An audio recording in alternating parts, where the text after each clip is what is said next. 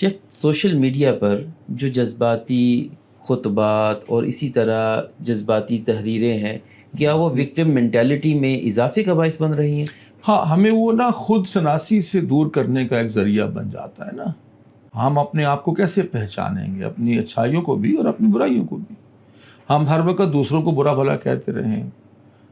ہم آپ دیکھیں سوشل میڈیا کی آپ نے بات کی، جذباتی باتیں، یہ زبردست باتیں ہوتی ہیں، مزہ آتا ہے. وہ میں کہا کرتا ہوں کہ سارا دن امریکہ مرد آباد اور یہودیوں کو گالیاں نکالنے کے بعد جا کے پیزا کھا لیتا ہے بندہ، برگر کھا لیتا ہے، اور انہی کے کپڑے بنے ہوئے پہنتا ہے، اور انہی کے فیس بک اور انہی کے سوشل میڈیا پلیٹ فارم پر انہی کو برا بھلا کہہ رہا ہوتا ہے. آپ کے پاس ہے کوئی پلیٹ فارم؟ نہیں ہے نا آپ کے پاس. تو یہ چیز سے جذباتی سے نکلیں. دیکھیے، دین کے ساتھ ہم جذباتی طور پہ جڑے ہیں. انسان جذبات کا بھی حصہ ہے زندگی، اس کی جبلت میں جذباتی پن بھی تو ہے. جی شیخ. اور ہمیں اپنے دین سے محبت، اپنے نبی سے محبت ہے صلی اللہ علیہ وسلم. لیکن قرآن مجید کی، دین اسلام کی خوبصورتی یہ ہے کہ انسان کی جو قدرتی کیفیات ہیں، جبلتیں ہیں اور صاف ہیں، ان کو صحیح سانچے میں ڈھال دیتا ہے.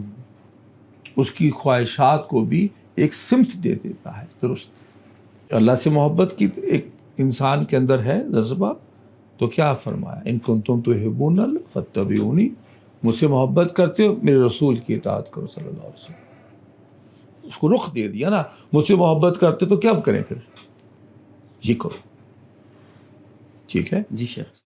ایک شخص نے آ کے پوچھا قیامت کب آئے گی، تو آپ نے پوچھا یہ قیامت کب آئے گی؟ تو آئے گی، یعنی کہ ترجمانی یہ ہے کہ وہ چھوڑو، تم بتاؤ تم نے کیا کیا قیامت کی تیاریاں، کیونکہ تم قیامت کو آگے پیچھے تو نہیں کر سکتے، نہ روک سکتے ہو.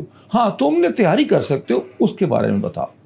سو یہاں سے ہم سیکھتے یہ ہیں کہ یار ہم نے جو کام کرنا ہے، جو ہمارے ذمے ہے، اس پہ توجہ ہونی چاہیے، نہ کہ جو ہمارے ذمے نہیں ہے. ایسا ہی ہے نا. تو ہمیں اپنی دین سے دینا کہ ہماری سمت، جذبات تو ہوں گے جا رہے ہیں، ہمارے جذبات ہیں. اگر کوئی شخص ہمارے رسول صلی اللہ علیہ وسلم کی شان میں کوئی گستاخی کرتا ہے تو کیسے برداشت کرے گا مسلمان؟ غصہ چلے گا. لیکن اس کو یہ بھی سوچنا چاہیے کہ یہ کیا عشق رسول ہے جو مسجد تک تو لے کے نہیں جا سکتا، جو جھوٹ نہیں چھڑوا سکتا. وہاں پر بھی لاؤ اسی جذبے کو. خوبصورت جذبہ ہے، ایمان کا تقاضا ہے حب رسول صلی اللہ علیہ وسلم، لیکن وہ صرف اس جگہ پہ کیوں محدود تم نے کر دیا ہے، باقیوں پہ کیوں نہیں لے کے آتے؟ یہ بات